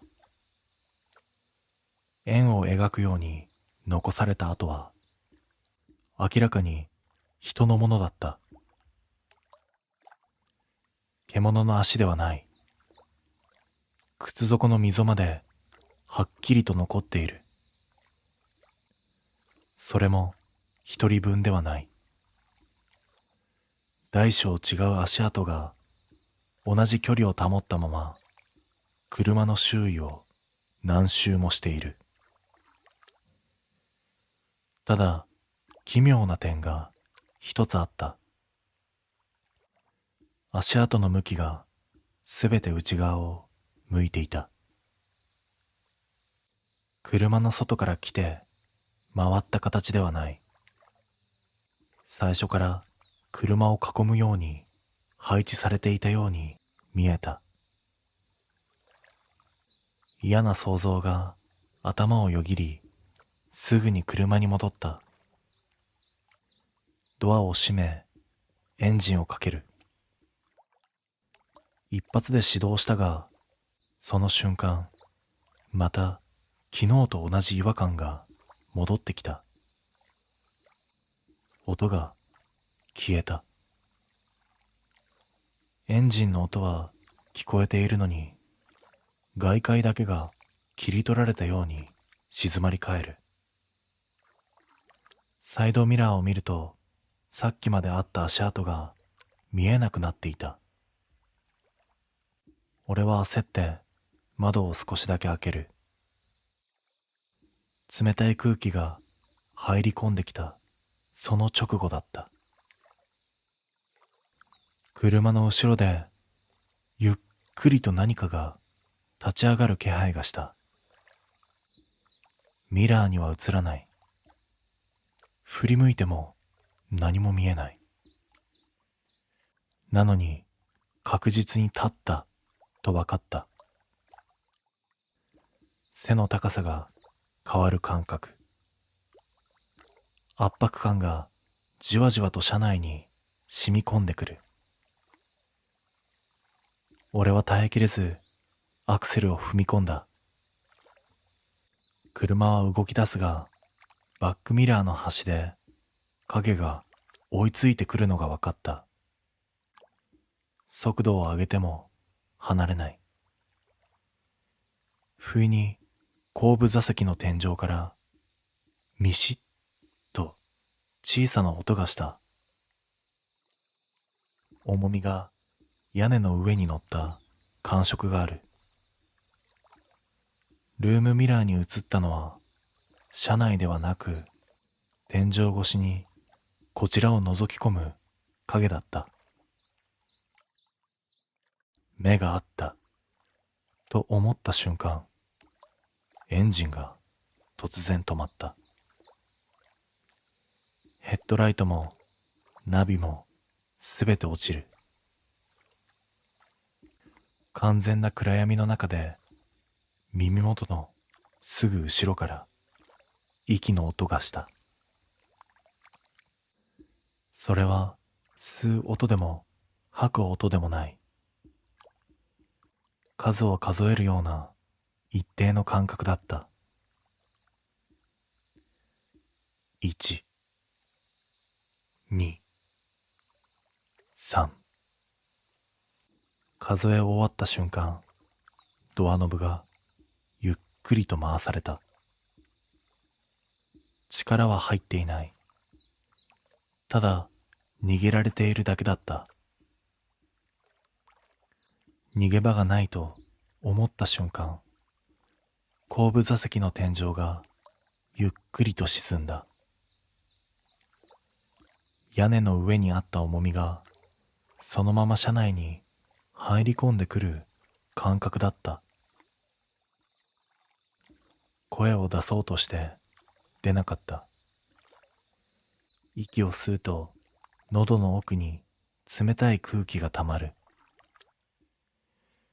その時、不意にエンジンがかかった。誰もキーに触れていない。なのにセルが回り、ライトがついた。光が戻った瞬間、後部座席の気配も屋根の重みも一斉に消えた。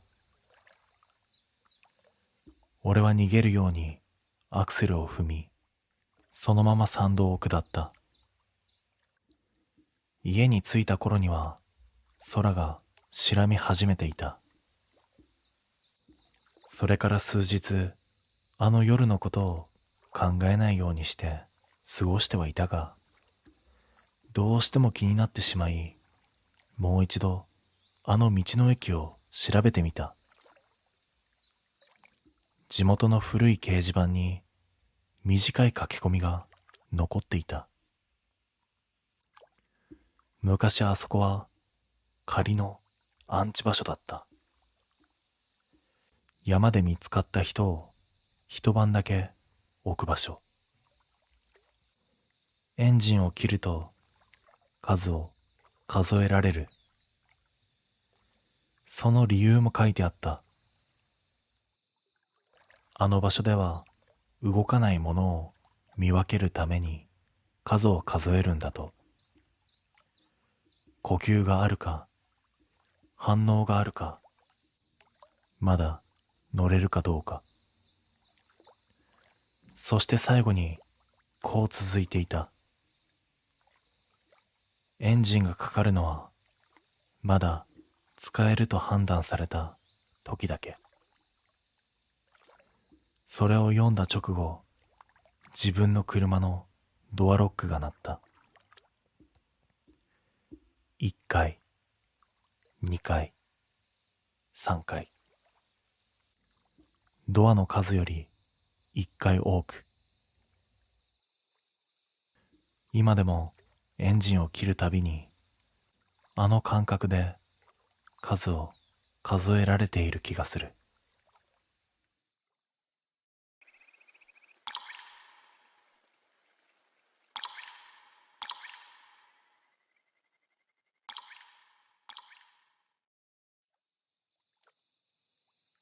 あの壺を買った日から俺だけが助かり続けている。それが一番おかしい。中古ショップに立ち寄ったのは本当に偶然だった。駅前のごく普通の店。呪物だとか曰く付きだとか、そんな雰囲気は一切ないんだ。陶器コーナーの下段に埃をかぶった壺があった。背丈は低く、口がやや歪んでいる。模様はあるが意味はわからない。その値段は1000円もしなかった。手に取った瞬間、ひんやりとした重さが手のひらに残った。嫌な感じはしなかった。むしろ落ち着く。それが今思えばおかしかったんだ。家に持ち帰り、今の棚に置いた。それだけだ。何もしていない。異変は3日後に起きた。仕事帰りに横断歩道を渡っている時だった。信号は青。周囲も見ていた。なのに横から車が突っ込んできた。確実に引かれる位置だった。だが次の瞬間、背中を強く引かれたんだ。足がもつれ、尻餅をつく。車は俺の目の前をかすめて止まった。無傷だった。その夜、一緒に飲んでいた同僚が帰り道で事故に遭ったと連絡が入った。俺と別れて10分後くらいのことだった。俺は偶然だと思いたかった。そう思うしかなかったんだ。だが、それは続いたんだ。階段から落ちそうになった時、誰かが後ろで支えた感触があった。その翌日、同じフロアの先輩が転落事故を起こした。助かるたびに誰かが亡くなってしまう。俺は3度目でさすがに気づいた。夜に壺を見た。表面には細い線が浮かんでいる。昨日はなかったはずのひび。触るとかすかに暖かい。壺の底に黒ずんだ点が一つ現れていた。印だと直感した。だが翌日、その印は消えていたんだ。その代わりにニュースでまた一人の訃報を見た。俺の身代わりだった人の名前だった。その時、ようやく理解した。この壺は俺を守っているわけではない。代わりを差し出しているんだ。そして次に守られるのは俺なんだ。その代わりに誰かが選ばれる。壺を見ないようにしても意識から外れなかった。棚の前を通るたびに視線が引き寄せられる。触れとも守れとも言わない。ただそこにある。次の事故ははっきりと予兆があった。壺の底の印が二つに増えていたんだ。黒い点が並んでいる。次が近かった。その日の夜、友人が家に来た。学生時代からの付き合いで、最近はよく飲みに来ていた。友人はその壺を見て、なんだよそれ。と笑ったんだ。そして俺は、いやー、安かったんだよ。安かったから、つい買っちゃってさ。そう答えた。それ以上は説明しなかった。その翌日、俺はまた助かってしまった。工事現場の足場が崩れ、下敷きになるはずだった。だが直前で金属が引っかかり、体は宙で止まった。無傷だった。代わりにその日の夜、友人が自宅で倒れた。連絡を受けた瞬間、壺の印が一つ消えているのが分かった。偶然ではない。壺は近くにいる人間を選んでいるんだ。それから俺は人を家に呼ばなくなった。職場でも距離を取った。もう俺は助かりたくなかった。誰かを代わりにはしたくなかった。だが壺は関係なかった。外で起きる事故にも必ず俺が助かる場面が含まれているんだ。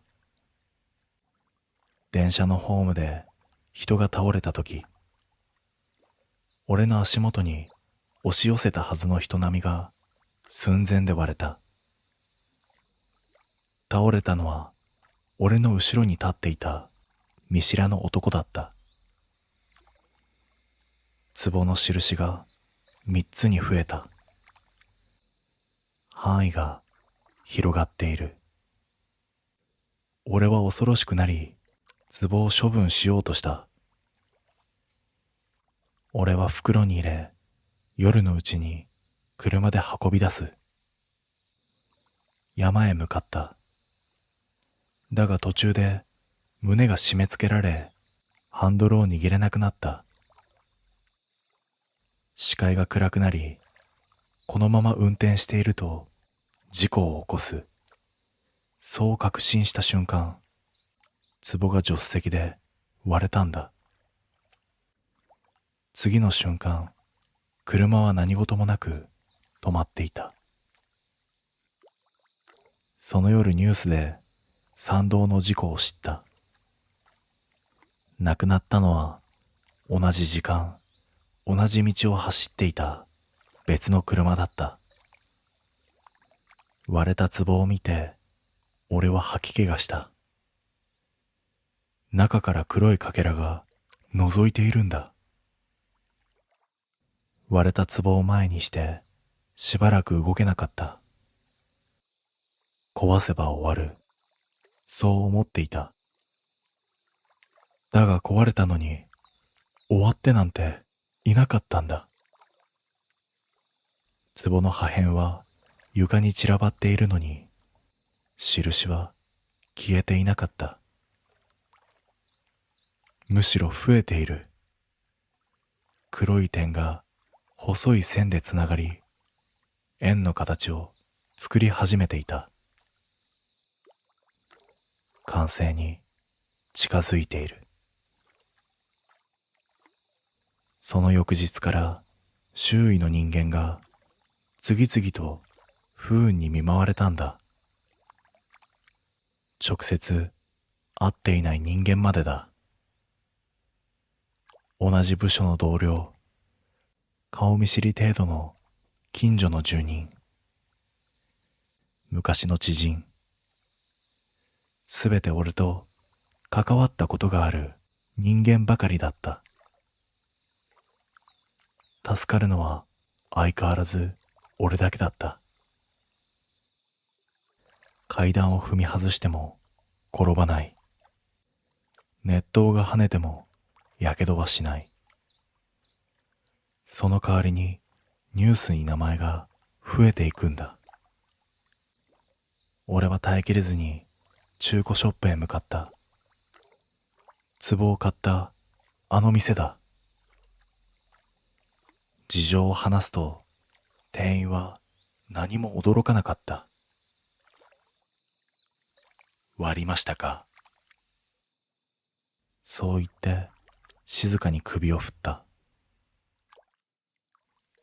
それ壊すものじゃないんですよ。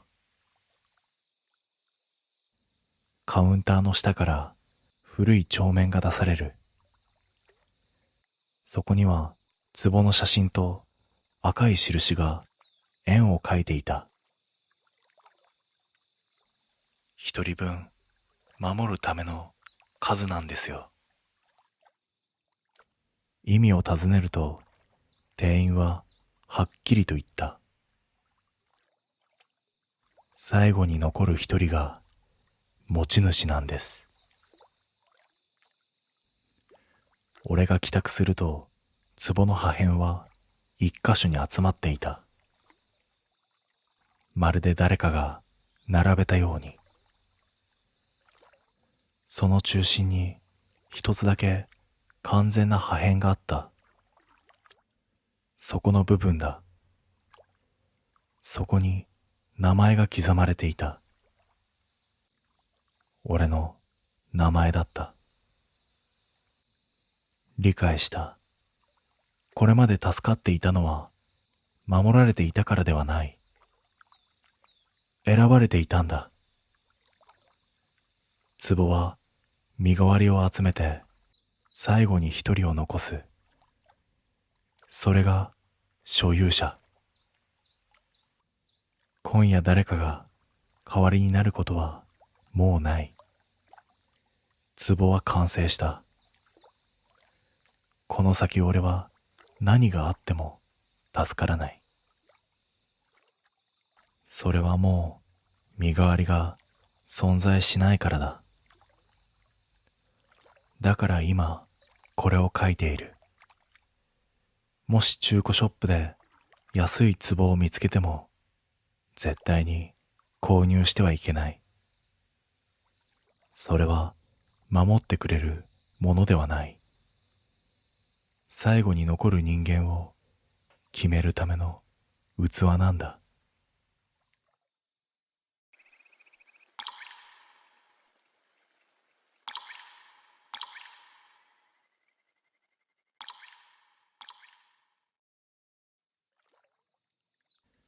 この話をすると必ず最初にこう聞かれる。どこで道を間違えたの？でもはっきりと言える。間違えてなんていない。家を出た瞬間から最初から最後までナビも標識も全部合っていた。異変はもっと手前から始まっていたんだ。あの日は夜に用事があって車で出かける予定だった。特別な理由ではない。ただ夜の方が道が空いているとそう思っただけだ。エンジンをかけ、いつもの道を走り出す。住宅街を抜け、幹線道路へ出る。その時点では何もおかしいことはなかった。ただ一つ普段と違ったのは、やけに車が少なかったことだ。信号で止まっても、前にも後ろにも車がいない。青に変わると自分だけが動く。妙に音が少なかった。タイヤの音も風の音もどこか薄い。しばらく走るとナビが再計算を始めた。理由も表示されてはいない。渋滞も事故も出ていない。そのまま案内されるまま少し細い道へ入った。街灯が減り、周囲が暗くなる。ここで引き返せばよかった。だが、なぜかそうは思わなかった。しばらくすると、ラジオが一瞬だけ途切れた。砂嵐の向こうで誰かが息を吸う音がした。すぐに戻ったが、胸の奥が少しだけ重くなった。その直後、道の先に看板が見えた。古いドライブインの看板だ。見た瞬間、懐かしいような、知らないような、変な感覚になった。行ったことはないはずなのに。看板の下には小さく矢印が出ている。ナビも同じ方向を示していた。その時、ふと気づいた。時計を見ていなかった。慌てて目を落とすと、時間表示が点滅していたんだ。数字が定まらない。そのまま進んでいたら戻れなくなる。そう思った。でもブレーキを踏む理由が見つからなかった。俺はそのまま看板の示す方向へハンドルを切った。矢印の先に進むと道は一気に細くなった。対向車が来たらどちらかが止まらないと通れない、そんな幅だった。だが対向車は来なかった。後ろから追いついてくる車もない。ミラーを確認すると後方が暗すぎてどこまで道が続いているのかがわからなかった。さっきまで見えていた街の明かりもいつの間にか消えていた。ナビは黙ったままだった。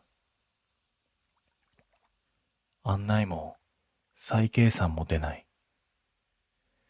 地図表示だけが薄く残っている。だがその地図がおかしかった。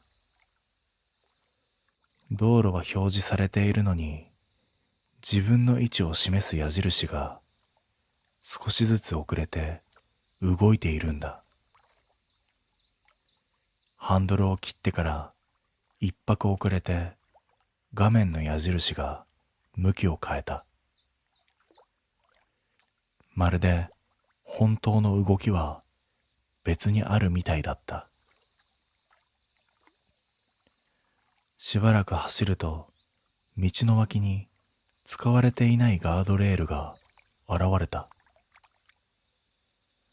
白い塗装は剥げ、ところどころ錆びている。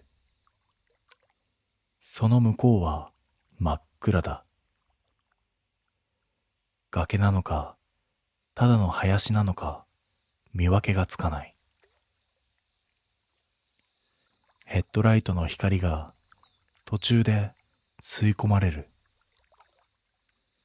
地面に届かない。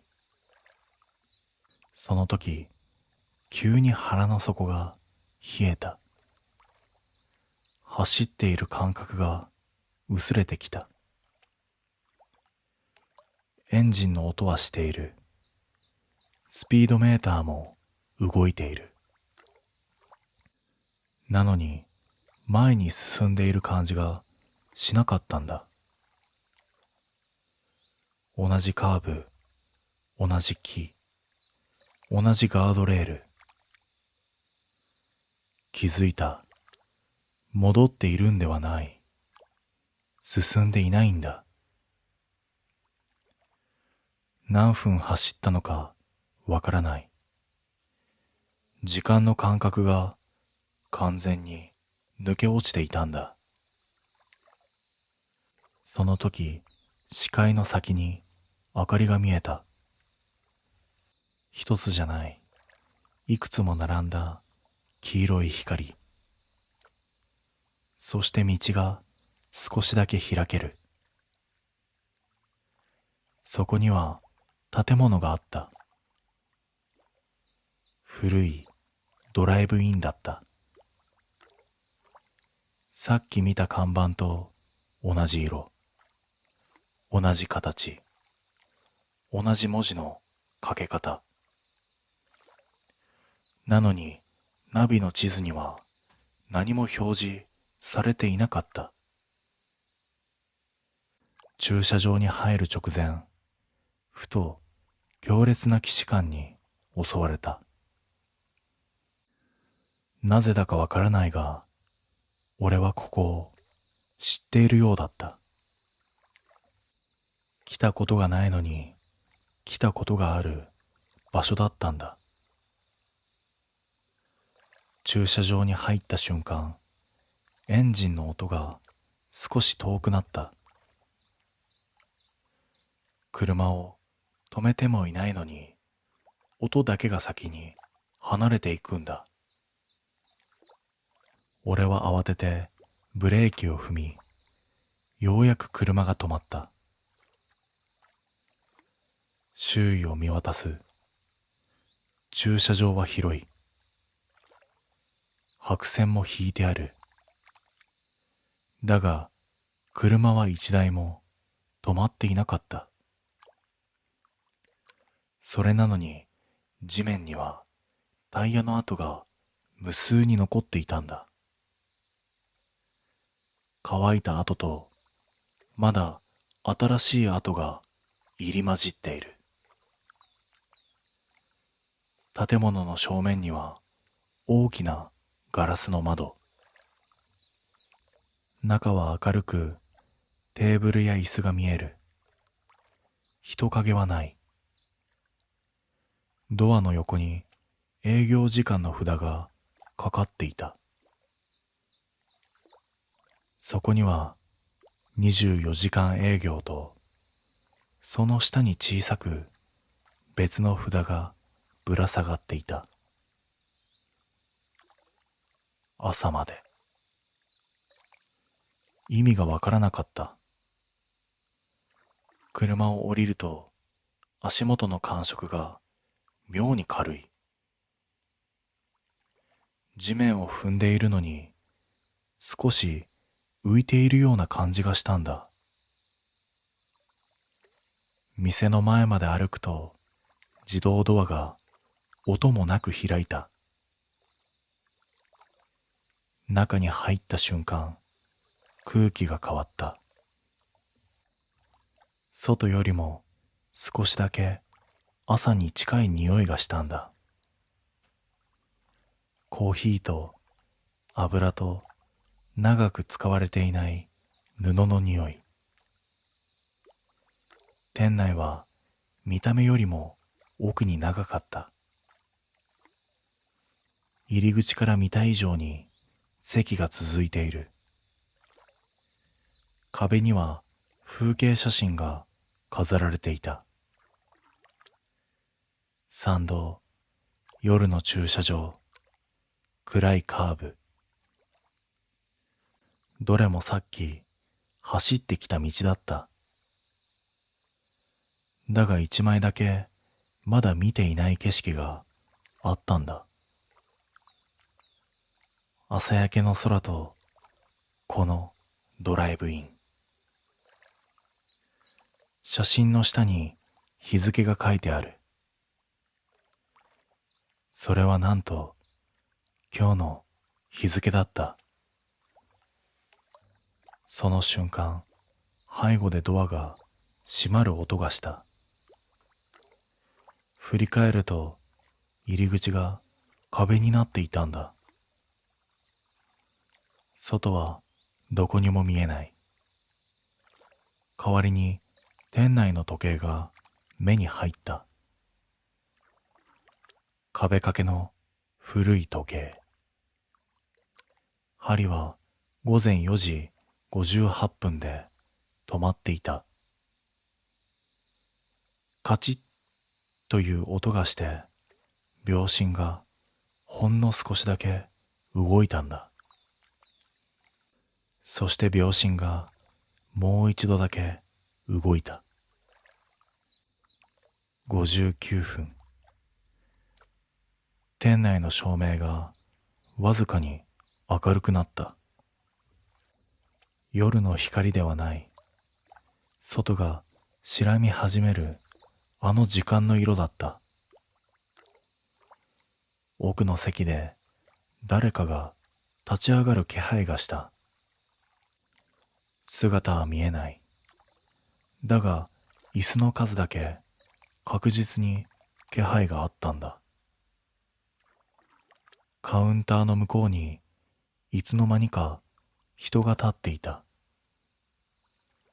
年齢も顔立ちもよくわからない。ただこちらを見ている。その人は、もうすぐ朝ですよ。それだけ言った。時計を見る。分針がゆっくりと6時を指そうとしている。その瞬間、頭の中にはっきりと浮かんだ。朝になったらここが外になる。外だった場所が全部ここに回収される。俺は焦って入り口だった壁に手をついた。冷たく硬い。そしてびくともしなかった。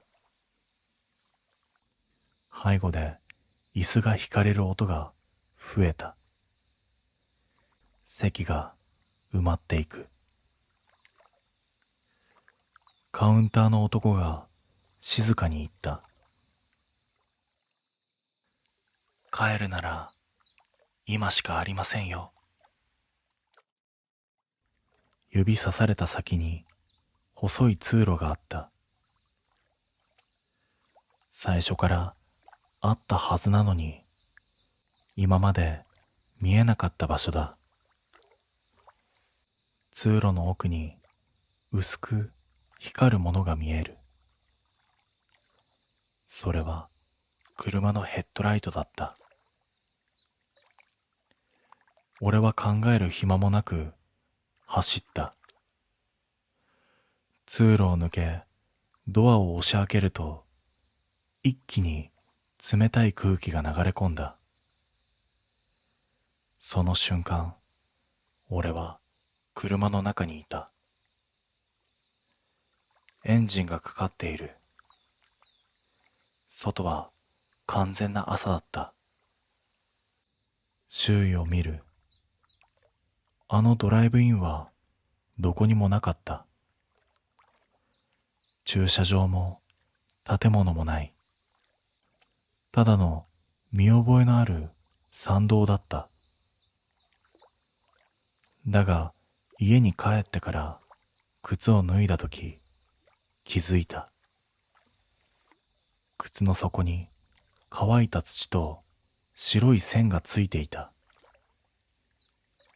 駐車場の白線と同じ形だった。今も夜明け前に車を走らせるとナビに出ない矢印が一瞬だけ表示される。俺は絶対にそっちを見ない。朝まで残ったら帰る側じゃなくなるからだ。